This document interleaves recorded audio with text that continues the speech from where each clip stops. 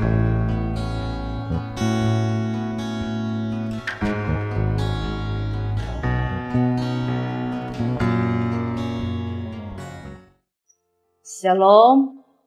damai di hati.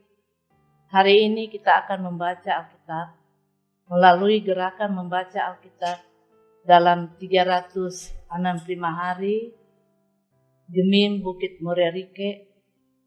Bacaan kita hari ini dalam 2 Raja-Raja pasal 1 dan pasal 2. Sebelum membaca, mari berdoa. Terima kasih Tuhan, pagi ini, siang Tuhan. Kami datang lagi berdoa bersyukur atas berkat Tuhan, penyertaan kasih Tuhan bagi kami. Saat ini kami akan membaca Alkitab. Kiranya Tuhan akan selalu menyertai kehidupan kami dalam kehidupan sehari-hari. Terima kasih banyak Tuhan, terpuji nama-Mu. Amin. Sesudah Ab mati, maka memberontaklah Moab terhadap Israel. Pada suatu hari jatuhlah Ahasia dari kisi-kisi kamar atas yang ada di Samaria, lalu menjadi sakit. Kemudian dikirimnyalah utusan-utusan dengan pesan, "Pergilah, mintalah petunjuk kepada Baal Zebub, Allah di Ekron, apakah aku akan sembuh dari penyakit ini?" Tetapi berfirmanlah malaikat Tuhan kepada Elia, orang Tisbet itu, "Bangunlah, berangkatlah menemui utusan-utusan Raja Samaria, dan katakan kepada mereka, apakah tidak ada Allah di Israel, sehingga kamu ini pergi untuk meminta petunjuk kepada Baal Zebub Allah di Ekron?" Sesudah itu beginilah firman Tuhan, "Engkau tidak akan bangun lagi dari tempat tidur di mana engkau berbaring, sebab engkau pasti akan mati." Lalu pergilah Elia. Sesudah utusan-utusan itu kembali kepada raja, berkatalah ia kepada mereka, "Mengapa kamu kembali?" Jawab mereka kepadanya, "Ada seorang datang menemui kami dan berkata kepada kami, 'Pergilah, kembalilah kepada raja yang telah menyuruh kamu, dan katakanlah kepadanya, beginilah firman Tuhan, apakah tidak ada Allah di Israel, sehingga engkau menyuruh meminta petunjuk kepada Baal Zebub, Allah di Ekron? Sebab itu engkau tidak akan bangun lagi dari tempat tidur di mana engkau berbaring, sebab engkau pasti akan mati." Lalu bertanyalah ia kepada mereka, "Bagaimanakah rupa orang yang telah datang menemui kamu itu, dan yang mengatakan perkataan ini kepadamu?" Jawab mereka kepadanya, "Seorang yang memakai pakaian bulu dan ikat pinggang kulit terikat pada pinggangnya." Maka berkatalah ia, "Itu Elia orang Tisbel." Sesudah itu disuruhnyalah kepada Elia seorang perwira dengan ke-50 anak buahnya. Orang itu naik menjumpai Elia yang sedang duduk di atas puncak bukit. Berkatalah orang itu kepadanya, "Hai abdi Allah, raja bertitah, turunlah." Sesudah Elia menjawab katanya kepada perwira itu, "Kalau benar aku abdi Allah, biarlah turun api dari langit, memakan engkau habis dengan ke-50 anak buahmu."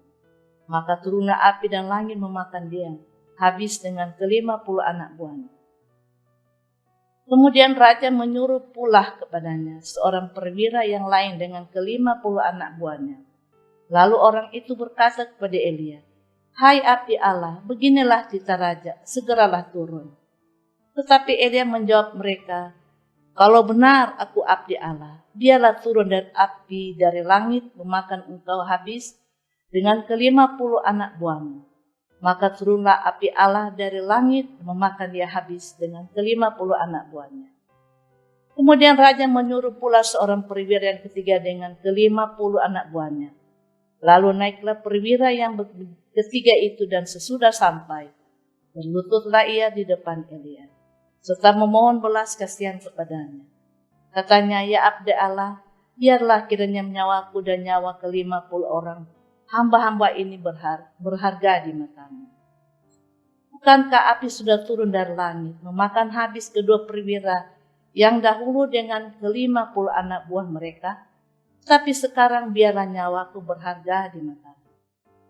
Maka berfirmanlah malaikat Tuhan kepada Elia, turunlah bersama-sama dia, janganlah takut kepadanya. Lalu bangunlah Elia dan turun bersama-sama dia menghadap raja.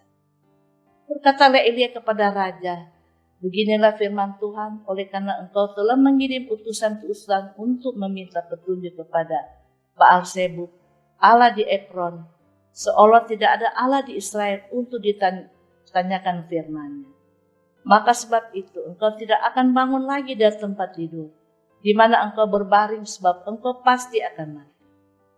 Maka matilah raja sesudah firman Tuhan yang dikatakan oleh Elia.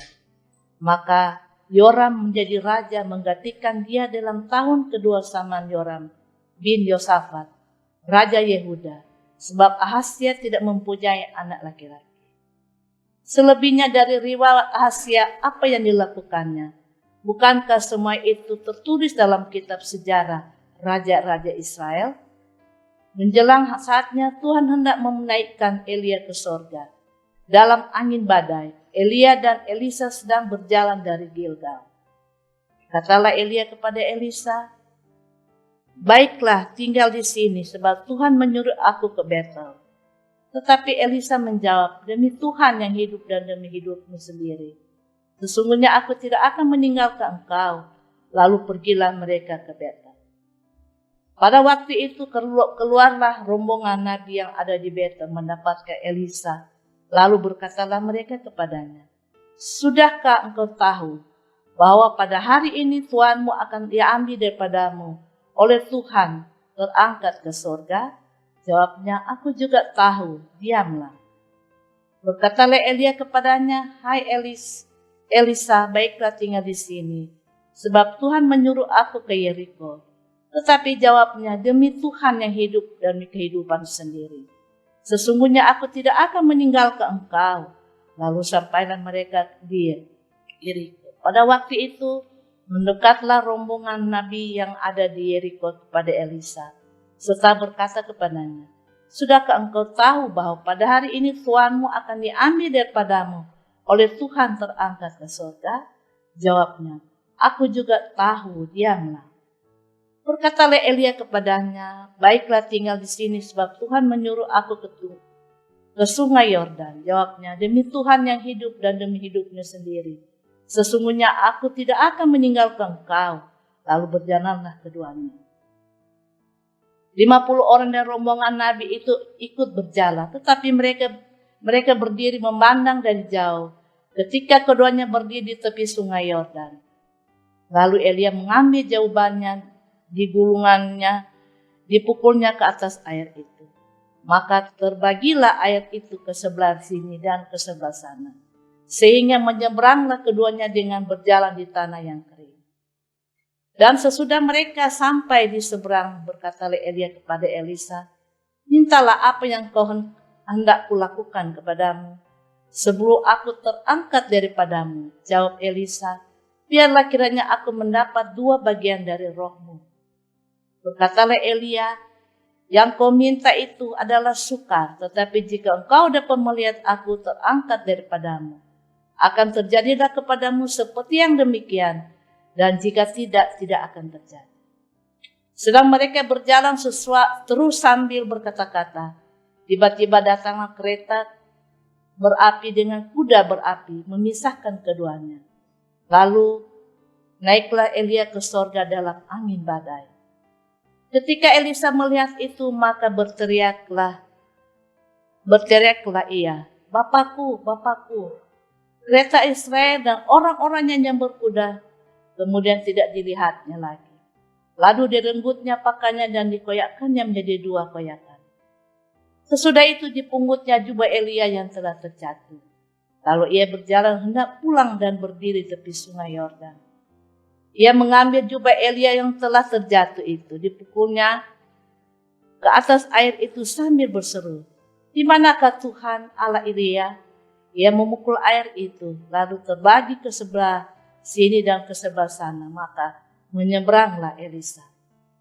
Ketika rombongan nabi yang dari Yeriko itu melihat dari jauh, mereka berkata, roh Elia telah hinggap pada Elisa. Mereka datang menemui dia, lalu sujudlah mereka kepadanya sampai ke tanah. Mereka berkata, coba lihat di antara hamba-hambamu ada 50 orang laki-laki, orang-orang yang tangkas, biarlah mereka itu pergi mencari Tuanmu. Jangan-jangan ia diangkat oleh roh Tuhan dan dilemparkannya ke atas salah satu gunung atau ke dalam salah satu lembah. Elisa menjawab, janganlah suruh pergi. Tapi ketika mereka mendesak-desak sambil memalukan, maka berkatalah ia, suruhlah pergi. Mereka menyuruh 50 orang. Orang-orang ini mencari 3 hari lamanya, tetapi tidak bertemu dengan Elia. Ketika mereka kembali kepada Elisa yang masih tinggal di kota Yeriko, berkatalah ia kepada mereka, bukankah telah kukatakan kepadamu, jangan pergi? Berkatalah penduduk kota itu kepada Elisa, cobalah lihat, letaknya kota ini baik seperti tuanku lihat. Tetapi Anya tidak baik dan negeri ini sering ada keguguran baik. Jawabnya, ambillah sebuah pinggan baru bagiku dan taruhlah garam ke dalamnya. Maka mereka membawa pinggan itu kepadanya. Kemudian pergilah ia ke mata air mereka dan melemparkan garam itu ke dalamnya. Serta berkata, beginilah firman Tuhan, telah kusehatkan air ini, maka tidak akan terjadi lagi olehnya kematian atau keguguran baik. Demikianlah air itu menjadi sehat sampai hari ini, sesuai dengan firman yang telah disampaikan Elisa. Elisa pergi dari sana dan ke Betel, dan sedang ia mendaki, maka keluarlah anak-anak dari kota itu, lalu mencemoohkan dia, serta berseru kepadanya, naiklah botak, naiklah botak. Lalu berpanggilan ia ke belakang, dan ketika ia melihat mereka, dikutuknyalah mereka demi nama Tuhan. Maka keluarlah 2 ekor beruang dari hutan, lalu mencabik-cabik dari mereka 42 orang anak. Dari sanalah pergi ia ke Gunung Karmel, dari sana pula kembalilah ia ke Samaria. Demikianlah bacaan Alkitab. Mari kita berdoa. Terima kasih Tuhan atas berkat Tuhan bagi hamba-Mu yang sudah Tuhan utus untuk membaca Alkitab. Biarlah semua ini menjadi perenungan kami semua untuk mendengarkan akan firman bacaan Alkitab di siang ini. Terima kasih banyak Tuhan atas berkat Tuhan, penyertaan kasih Tuhan bagi kami ini. Terpuji nama Tuhan, terima kasih banyak. Haleluya, amin. Terima kasih semua yang mengikuti gerakan membaca Alkitab dalam 365 hari dari Gemim Bukit Mereri. Tuhan memberkati kita semua. Shalom, damai di hati. Puji Tuhan, terima kasih.